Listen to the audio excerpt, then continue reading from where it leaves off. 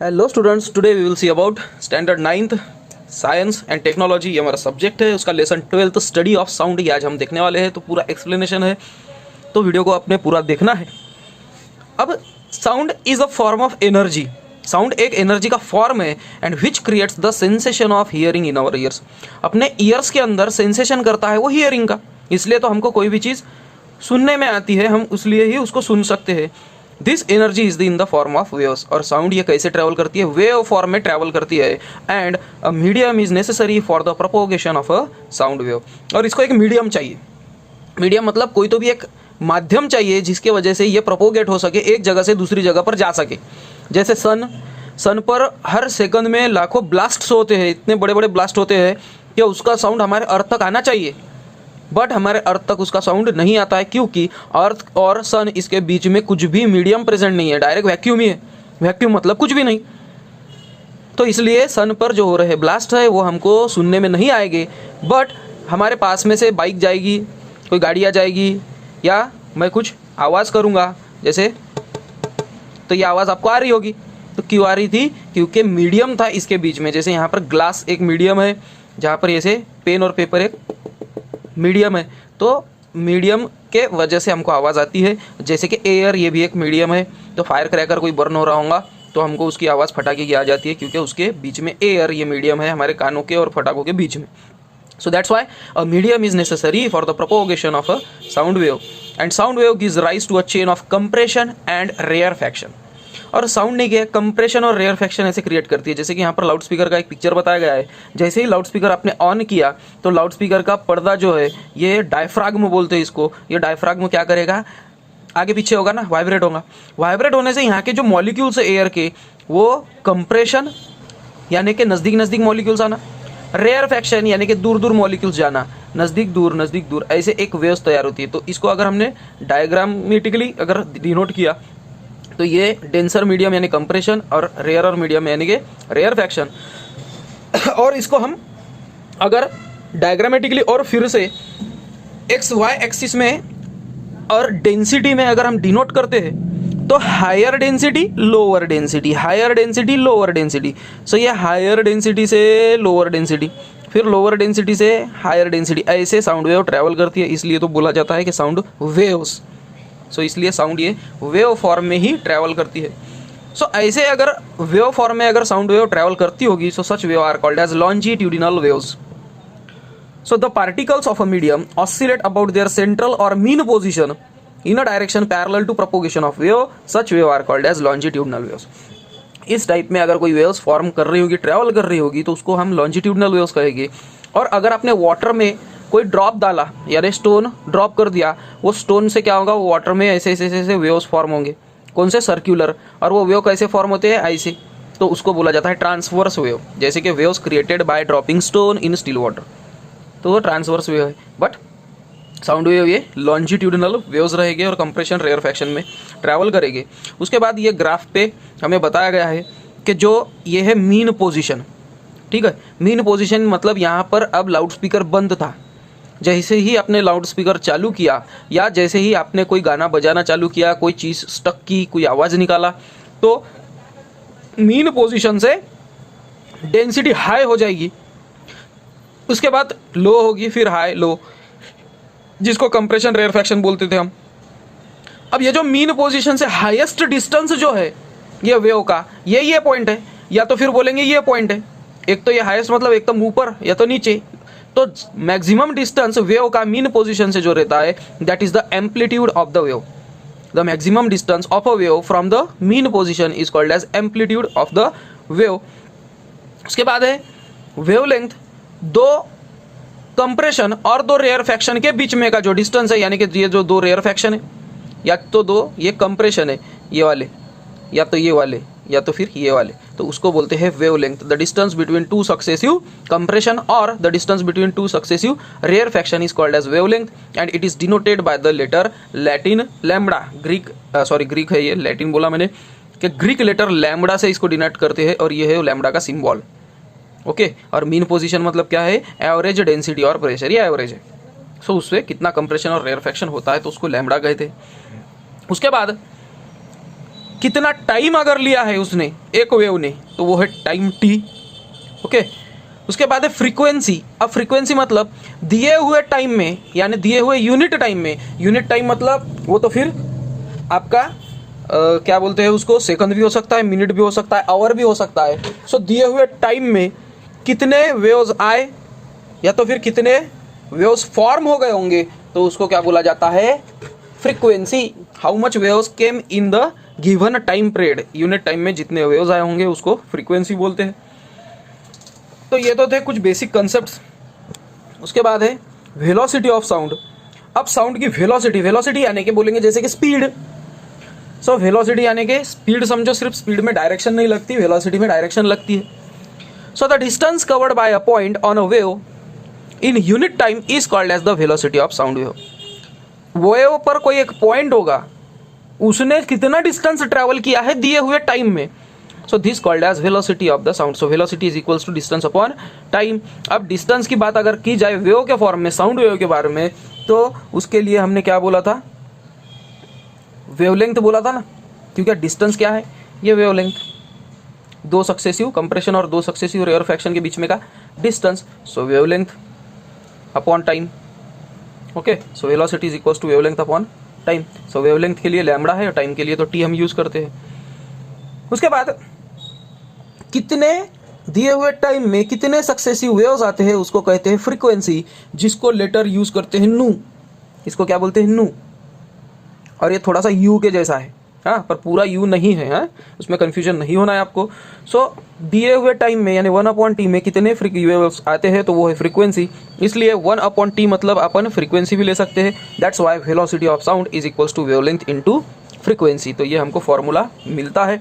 और देखो हमें कुछ एग्जांपल्स भी देकर है, टेबल देकर है कि अलग अलग स्टेट देकर है, सॉलिड, लिक्विड, गैसियस, उसके हिसाब से स्टेट सब्सटेंस देकर है कि सॉलिड के सब्सटेंस, लिक्विड के और गैसियस के, उसके अंदर स्पीड कितनी है, वेलोसिटी कितनी है 25 डिग्री सेल्सियस पर, अलग अलग सब्सटेंस में वो देकर है। जैसे कि एल्यूमिनियम में 5420 मीटर पर सेकंड, एक सेकंड में एल्यूमिनियम के अंदर साउंड वेव कितने फास्ट चलती है, 5420 मीटर, यानी कि अप्रॉक्सीमेट 5.5 किलोमीटर बोल सकते हैं आप इसको। और निकेल में तो 6 किलोमीटर तक के स्पीड है, एक सेकंड के अंदर इतनी फास्ट स्पीड में साउंड ट्रैवल करता है। सो इससे बाद में है प्योर वाटर में 1498, यानी थोड़ा थोड़ा 1.5 किलोमीटर, यानी 1.5 किलोमीटर। हाइड्रोजन, हीलियम, एयर में है 346 मीटर पर सेकंड, यानी एक सेकंड में सिर्फ 346 ही मीटर पर जाता है, यानी कि आधे किलोमीटर से भी कम। तो ये टेबल से हमें ये पता चलता है कि velocity of sound is highest in the solid and lowest in the gas. Solid में हाईएस्ट स्पीड है, वेलोसिटी है किसकी, साउंड की, देन द लिक्विड और गैस, और गैस में लोवेस्ट स्पीड हमको देखने को मिलेंगी। उसके बाद है ये जो वेलोसिटी है, गैसियस मीडियम की बात करेंगे अब हम। सो गैसियस मीडियम में अगर कोई वेलोसिटी यानी साउंड ट्रैवल कर रहा होगा, so it depends upon the physical conditions. तो वो मीडियम के फिजिकल कंडीशंस पे डिपेंड करता है। जैसे कि फिजिकल कंडीशन कौन सी है, टेम्परेचर, डेंसिटी और मॉलिक्यूलर वेट। तो पहले तो देखेंगे हम temperature. The velocity of sound is directly proportional to the square root of the temperature. So velocity of sound ये डायरेक्टली प्रोपोर्शनल है स्क्वायर रूट ऑफ टेम्परेचर के। इसका मतलब अगर 4 टाइम्स टेम्परेचर इंक्रीज हो गया तो वो वेलोसिटी ऑफ साउंड डबल हो जाएंगी। यानी जहां पर यहाँ पे अब देखेंगे हम, यही देखेंगे कि 25 डिग्री सेल्सियस ये टेम्परेचर है, इसको 4 टाइम्स कर दो यानी 100 डिग्री सेल्सियस कर दो, तो ये जो 346 है इसका डबल हो जाएगा। एयर के अंदर की बात, क्योंकि गैसेस की बात चल रही थी। सो velocity of sound in gaseous medium depends on the temperature, और अगर टेम्परेचर 4 टाइम्स ग्रेटर होता है तो वेलोसिटी 2 टाइम्स ग्रेटर हो जाएगी। टेम्परेचर 4 टाइम्स लोअर होता है तो वेलोसिटी 2 टाइम्स लोअर हो जाएंगी। उसके बाद डेंसिटी, जिसको रो ये सिंबल से डिनोट किया गया है, RHO, रो, और थोड़ा थोड़ा पी के जैसा दिखता है। तो डेंसिटी का क्या इफेक्ट है वेलोसिटी पर? The velocity of sound is inversely proportional to the square root of density. Inversely proportional मतलब 1/। So velocity of sound in air is inversely proportional to the square root of density. इसका मतलब अगर density बढ़ती है तो velocity कम हो जाएगी, density कम होती है तो वेलोसिटी बढ़ जाएगी। उल्टा होगा, इसमें एक बढ़ेगा तो दूसरा कम हो जाएगा। एग्जाम्पल देकर है कि डेंसिटी अगर 4 टाइम्स इंक्रीज होती है तो वेलोसिटी 2 टाइम्स रिड्यूस हो जाएंगी, यानी हाफ हो जाएंगी। और लास्ट है मॉलिक्यूलर वेट। तो मॉलिक्यूलर वेट पे कैसे डिपेंड करती है, इसका इफेक्ट क्या पड़ता है। तो velocity of sound is inversely proportional to the square root of molecular weight. तो डेंसिटी के जैसा ही कि इनवर्सली प्रोपोर्शनल है, स्क्वायर रूट ऑफ डेंसिटी था तो square root of molecular weight है। और इसमें भी वैसा ही है कि 4 टाइम्स अगर मॉलिक्यूलर वेट इंक्रीज होता है तो हाफ हो जाएगी वेलोसिटी, यानी 2 टाइम्स लेस हो जाएगी। तो ये था स्टूडेंट, कुछ एग्जाम्पल के साथ हमने डिटेल में उसको देख लिया है। उसके बाद है ऑडिबल, इंफ्रा एंड अल्ट्रासाउंड। अब ह्यूमन ईयर की जो कैपेसिटी है, हमारी भी कोई एक रेंज होंगी ना कि भाई इतनी कैपेसिटी हम आवाज़ सुन सकते हैं। सो वो रेंज है 20 हर्ट्ज टू 20,000 हर्ट्ज, ठीक है। और ये हर्ट्ज यानी कि क्या है, फ्रीक्वेंसी। 1 सेकंड में 20 वेव्स आए तो 20 हर्ट्ज, 1 सेकंड में 20,000 वेव्स आए सो 20,000 हर्ट्ज। तो इतनी ही कैपेसिटी है ह्यूमन की। 20 हर्ट्ज से नीचे हम सुन नहीं सकते और 20,000 हर्ट्ज के ऊपर हम सुन नहीं सकते।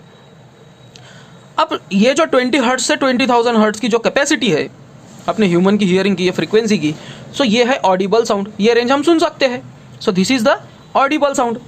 अब इसके लोअर 20 हर्ट्ज के लोअर नीचे हम सुन नहीं सकते, so that is inaudible sound और उसको बोला जाता है infra sound. So sound with frequency smaller than 20 hertz is called as infra sound. जो साउंड हम 20 हर्ट्ज के नीचे का जो आवाज़ सुन नहीं सकते वो है इंफ्रा साउंड। जैसे कि पेंडुलम, क्लॉक के हैंड, हमारे हाथ अगर धीरे धीरे हमने वेव किए, जैसे ये हाथ में धीरे धीरे हिला रहा हूँ समझो, तो आपको इसकी आवाज़ सुनने नहीं आएगा क्योंकि इसकी फ्रीक्वेंसी कितनी है, 20 हर्ट्ज के नीचे। तो ये कौन से साउंड हो गए, इंफ्रा साउंड। अर्थ का क्रस्ट जो जिसमें वाइब्रेशन होती है, अर्थक्वेक आने के पहले अर्थ के क्रस्ट में थोड़ी वाइब्रेशन होती है, वो हम सुन नहीं सकते, इसलिए हमको अर्थक्वेक का जल्दी पता नहीं चलता जब तक अर्थक्वेक आ नहीं जाता। तो ये सब क्या है, इंफ्रा साउंड के एग्जाम्पल। और 20,000 हर्ट्ज या तो 20 किलो हर्ट्ज भी बोल सकते हो उसको, क्योंकि 1000 यानी किलो। सो 20,000 हर्ट्ज बोलो या 20 किलो हर्ट्ज बोलो, इसके ऊपर का जो साउंड है वो है हमारे लिए अल्ट्रासाउंड। ये भी हम सुन नहीं सकते, तो उसको क्या बोला जाता है, अल्ट्रासाउंड। ओके, तो डॉग, माउस, बैट, डॉल्फिन, इनको स्पेशल एबिलिटी है इंफ्रासाउंड सुनने की। ये 20 हर्ट्ज के नीचे का भी आवाज़ सुन सकते हैं। And they can sense some noise which are inaudible to us. हमको जो नहीं सुने आता आवाज़ वो भी सुनते हैं। इसलिए तो जो डॉग है ये रात में क्या करते, भूखते हैं ना, जब हम सोने के लिए जाते हैं तभी ये भूखते हैं, क्योंकि इनको ऐसे आवाज़ जाते हैं कि गाँव के बाहर जो बाईपास पर अगर दूर से कोई ट्रक भी आ रहा होगा तो उसका आवाज़ उनको आता है। फिर उनको कुछ नया लगता है कि कोई तो भी बड़ा एनिमल तो नहीं आया, और फिर वो भूखना चालू करते, और हम बोलते भूत दिख गया होगा उसको, है ना। तो वैसा कोई कंसेप्ट नहीं रहता। उनको इंफ्रासाउंड सुनने में आता है, वो डिस्ट्रैक्ट हो जाते हैं और वो भूखते हैं, तो वो बार्किंग उनकी स्टार्ट हो जाएगी। सो चिल्ड्रन जो है 5 ईयर्स के एज तक के, और कुछ क्रीचर्स है, इंसेक्ट्स है, ये 25 किलो हर्ट्ज यानी कि अल्ट्रासाउंड सुन सकते हैं। यानी आप जब छोटे थे, मैं जब छोटा था 5 ईयर्स के नीचे तक का, तो तब अपने को 25 किलो हर्ट्ज तक का भी आवाज़ सुनने में आता था। बट फिर से धीरे धीरे फिर वो एबिलिटी हमारी ख़त्म हो जाती है, और अब हमें इंफ्रासाउंड सिर्फ अल्ट्रासाउंड सुनने में नहीं आता, सिर्फ हम 20,000 हर्ट्ज तक ही सुन सकते हैं। उसके बाद है पिप इन द पास्ट है कि इटालियन साइंटिस्ट स्पेलेंजानी, ये फर्स्ट डिस्कवर किया इन्होंने कि बैट्स का मैकेनिज्म क्या है। उन्होंने क्या किया, हर ऑर्गन को धीरे धीरे क्या किए, सब जो बैट है उसके आईज, ईयर्स, नोज, बीक, इसको कवर किया और उसको हवा में उड़ाया। तो वो हमेशा उसके एक्सीडेंट हो जाता था, वो प्रॉपरली उड़ नहीं पाता था। बट जब इसके कान बंद कर दिए उन्होंने, तो तब वो उड़ नहीं रहा था, यानी कान बंद कर दिए तो प्रॉपरली उड़ नहीं रहा था। बट जब ईयर्स बोल रहा हूँ मैं, आईज, नोज, ये जब बंद कर दिए तो उसको कोई तकलीफ नहीं थी।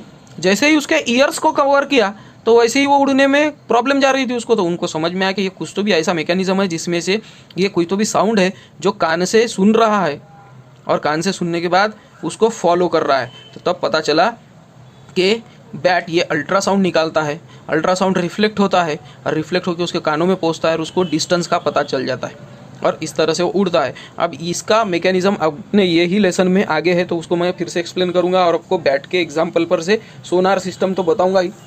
फिर है कि यूजेस ऑफ अल्ट्रासोनिक साउंड। सो ये 25% में रिड्यूस हो चुका है, यानी कि कोरोना पीरियड के इसमें। उसके बाद ये जैसे कि वैसे चालू रहेगा, इसलिए इसको एग्जाम्पल को मैं कवर कर लेता हूँ कि अल्ट्रासोनिक साउंड के यूजेस क्या है। For communication between ships at a sea, दो शिप्स के बीच में जो समुद्र में बहुत से किलोमीटर पर दूर रहेंगे उसके बीच में कम्युनिकेशन इसके ही थ्रू होता है, अल्ट्रासाउंड के थ्रू। To joint plastic surface together, दो प्लास्टिक के सरफेसेस जॉइंट करने के लिए कोई फेविकॉल या फेविक्विक नहीं, तो अल्ट्रासोनिक साउंड यूज़ होता है to sterilise liquids like milk by killing the bacteria in it so that the milk keeps for a longer duration. Milk के अंदर जो हार्मफुल बैक्टीरिया होंगे, जो हमारे लिए यूज़फुल नहीं है, उनको स्टरीलाइज करने के लिए यानी उनको किल करने के लिए अल्ट्रासाउंड यूज़ करते हैं हम, और वो फिर मिल्क क्या होगा, ज़्यादा देर तक टिकेगा। और इकोकार्डियोग्राफी में भी, जहाँ पे हार्ट बीट्स हम सुनते हैं, उसमें भी अल्ट्रासोनिक वेव जैसे कि सोनोग्राफी टेक्नोलॉजी अपने को आगे है, तो इसमें भी अल्ट्रासाउंड यूज़ होता है to obtain images of internal organs in a human body. Human body के जो इंटरनल ऑर्गन्स है, इनके इमेजेस, जैसे सोनोग्राफी ही है, सोनोग्राफी को ही उन्होंने आगे एक्सप्लेन किया है, इसमें भी अल्ट्रासाउंड से साउंड वेव्स हम यूज़ करते हैं। In industry to clean intricate parts of machines where hands can not reach, जहाँ पर अपना हाथ नहीं पहुँचता, जो पार्ट हम साफ नहीं कर सकते मशीनरी के, तो वो मशीनरी के पार्ट्स अल्ट्रासाउंड से ही क्लीन किए जाते हैं। To locate the cracks and faults in a metal block, so metal block के बीच में बड़े बड़े मेटल ब्लॉक होंगे, तो उनके अंदर कोई फॉल्ट है या कुछ क्रैक है क्या, ये पता कैसे चलेगा, अल्ट्रासाउंड की मदद से। उसके बाद है reflection of sound. So reflection of sound हम नेक्स्ट वीडियो में देखेंगे, क्योंकि वीडियो थोड़ा बड़ा हो जाएगा। आपको इसकी अच्छी सी स्टडी करना है, आपको लिखना है कि इंफ्रासाउंड, अल्ट्रासाउंड और ऑडिबल साउंड, इसकी डेफिनेशन आपको लिखना है और उसकी रेंज भी आपको लिखनी है, ये होमवर्क रहेगा। तो मिलते हैं स्टूडेंट्स नेक्स्ट वीडियो में। वीडियो अच्छा लगा होगा तो लाइक, शेयर और सब्सक्राइब जरूर करना। Till then bye.